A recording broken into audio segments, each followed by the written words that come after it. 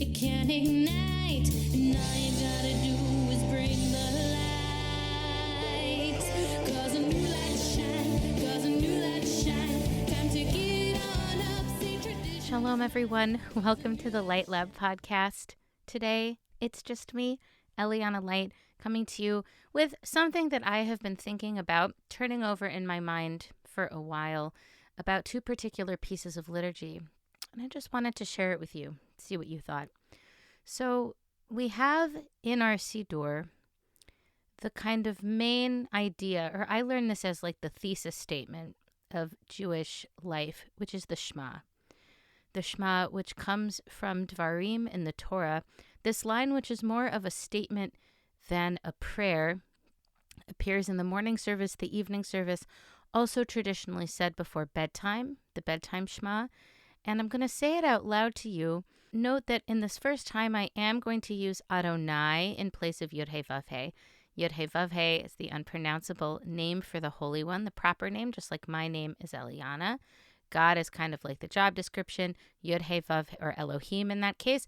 Yod-Heh-Vav-Heh is the name of the Holy One. We have been taught to replace it with Adonai, a lot of us, which means my Lord. And that's the way a lot of us have learned it. So I'm going to say it for you now. And I invite you to take a moment and just see how it feels in you to hear this said aloud. Shema Yisrael, Adonai Eloheinu, Adonai Echad. You know, now that I'm thinking of it, it's a 6-word prayer, 6-word memoirs. Those have been going around, this kind of encapsulation of so much in 6 words. And some of them repeat. So we're really doing a lot with a little here. The translation I learned growing up was, "Hear, O Israel, the Lord is our God, the Lord is one." And yet there's so many different ways to translate each of those lines. Storytelling and Labshul do a lot of great work with that. I remember when I brought them in when I was on the Hillel board at Brandeis University, we brought them in and they did their signature Shema translation exercise, and I think we came up with Yo God Wrestlers, which was then something we would say to each other all the time. Yisrael being the name that Jacob received after he wrestled with a messenger of the divine. We can link to that text. It's an incredible story, but that is what we are named. So listen up, those who wrestle with the divine, those who wrestle with God. Yod-Heh-Vav-Heh Eloheinu. Sometimes I say that which you call God is our God. All that is, because Yod-Heh-Vav-Heh shares a root with Lihiot, being, that which is the ultimate is, ultimate being. Eloheinu is our God. It is what we put above ourselves. There's this great quote by Renita J. Weens that I first learned about in Casper ter Kuile's amazing book, The Power of Ritual, which is this: "We are wired for worship, so we're going to end up worshiping something. Better to be intentional about what that something is, instead of falling into the trap of worshiping money, status, and power. Elohim is what we direct ourselves towards, what we put above ourselves. And so instead of putting false idols above ourselves, money, power, greed, status, we put Yod-Heh-Vav-Heh above ourselves, however you conceptualize that. But it has something to do with ultimate being." And then we go on to say, Yod-Heh-Vav-Heh is not only what we put above ourselves, Yod-Heh-Vav-Heh is one. Now, I have a book on my shelf, I think, called The Many Meanings of God is One. There are so many different ways of thinking of this. As a kid, I remember learning the most that we're saying God is one, as opposed to God is 2 or 3 or many, that it's a statement of monotheism, belief in only one God. Or echad can also mean unique. God is unique amongst all that could be worshipped. Or God is not a human being. As much as we like to describe God using anthropomorphic terms, God's not a person, and it's not for us to put that on Yod-Heh-Vav-Heh. Or we can go a step further and say that when we say Yod-Heh-Vav-Heh echad, we're saying Yod-Heh-Vav-Heh is it. Like that's what there is. All is God, which is one way of thinking of it.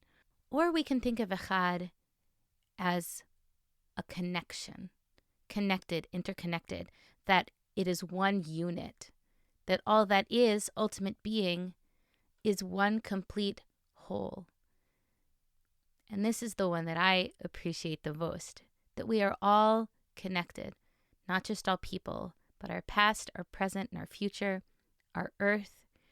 We are part of the same spirit. We are part of the same fabric of life. All of the atoms that make up you, make up me, and the mountains and the ocean and the rivers and the trees, and all of the clothes that I can see from my podcast closet. Everything matters. Every moment is every moment that has come before and every moment that will come after it. It is all connected. That interconnection we say as a fact, as a statement. And so it was interesting to me when I noticed that at the end of the Aleinu, this prayer that is traditionally said at the end of all services, which originated, we think, maybe in the Middle Ages as part of the High Holiday liturgy for Malchuyot, the section on kingship, but some scholars think it is actually older. In any case, at the end of the Aleinu, after we have expressed our desire for all peoples of the world to understand Yod-Heh Vav-Heh as Elohim, to understand all that is as God, we say, Bayom hahu yihiyeh Yod-Heh Vav-Heh echad ushmo echad. And on that day, Bayom hahu yihiyeh, it will be that Yod-Heh Vav-Heh is one, and ushmo, in the Hebrew, his name, we could say God's name or Yod-Heh Vav-Heh's name, meaning Yod-Heh Vav-Heh itself, will be one. But that doesn't make any sense if we look at the Shema as a statement of fact. Now here in the end of the Aleinu, we have something that is aspirational. On that day, what does it mean for something to both be true and aspirational at the same time? Well, I think it's because, at least for me, that the interconnectedness, the oneness of all things is a statement of fact, and yet we often forget. We forget all the time that we are interconnected, that we are part of the same whole, part of the same unit. How would it actually change our actions, the way that we relate to ourselves and others, the way we relate to people we know and people we don't know, the way that we vote, the way that we spend our money? How would it actually change if we truly, truly understood and lived by this truth of Yod-Heh Vav-Heh Echad, of the interconnectedness of everything? How would it shift our earth and our planet? It would have to. Like, if we actually took this seriously, our economies would be totally different. Our governments would be different. The way that we talk to each other and take care of each other, the way that we structure our societies, the way that we care for our planet. I think almost everything would actually change if we took this seriously. Now, there's a lot of forces trying to get us to forget our interconnectedness, right? Nobody makes money off of us realizing how connected we are and taking care of our earth. But if we actually did, it would be incredibly transformational. And now that I'm talking about it, perhaps the Torah, the society that is laid out in the Torah, is a nudge in that direction. Perhaps halakha is a nudge in that direction, and understanding that there is something greater than us at work, that I am, yes, an individual, but I am part of something greater than myself. And yet we don't act like it all the time. But if we did, if we actually did, that's the Bayom Hahu that Aleinu is talking about. That's the on that day. When oneness is not just a truth about the world in a spiritual sense, but we have manifested it through our actions. We have moved it into the practical, into the way that we work, into the way that we care, into all of our structures. And I'm getting wistful just thinking about it. That is the day that I am working towards, and a lot of us are working towards. And perhaps in some small way, you are also working towards.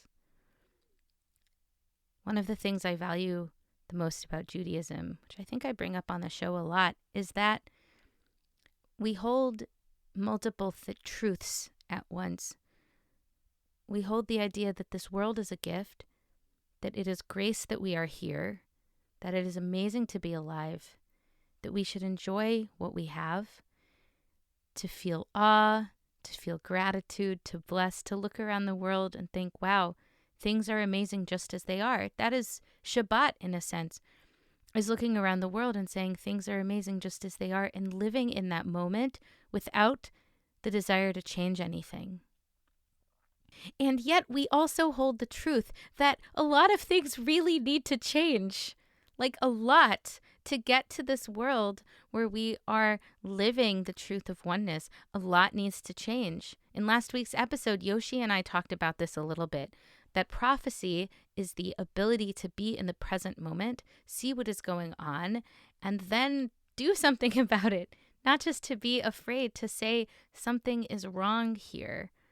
So that gap between Shabbat and the rest of the week, that gap between the gratitude and awe prayers and the help we are in distress prayers, that gap between the world the prophet sees and the world as it could be, that's the gap between Shema and Aleinu.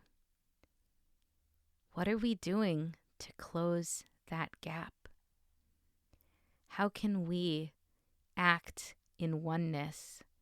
How can we spend our money and vote and talk to each other and talk to ourselves, knowing that it is a fundamental truth of life that we are all connected?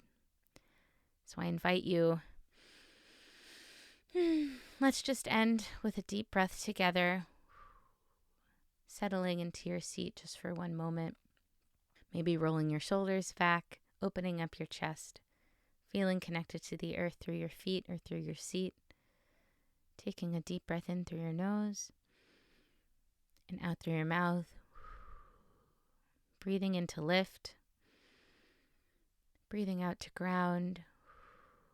And as you breathe, know that the air that you are breathing is the air that is shared with all life. The trees and the plants breathe it out. Every human breathes it in and out. It is the air that has existed since the beginning of this earth. No new air. We are connected through our breathing, through this air, just as we are connected in all things. So if you ever feel alone in the world, as it is so easy to do, because there are so many forces trying to get us to forget the fundamental oneness of this universe, of this world, of this holiness. You have this breath through which you are connected to all life, all that has ever been and all that ever will be. Sit in that breath for a moment.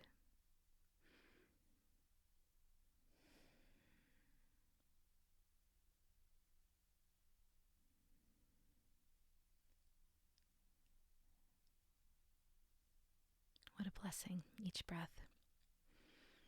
I bless you, dear listener, with an awareness of oneness in those beautiful and fleeting moments where you truly feel it. I bless you with an awareness of oneness cognitively, even if you don't feel it all the time, so that we can work towards a world that by Yom HaHu, on that day, where we will truly all be one. Thank you so much for listening, and we'll be with you again soon. Take care, my friends.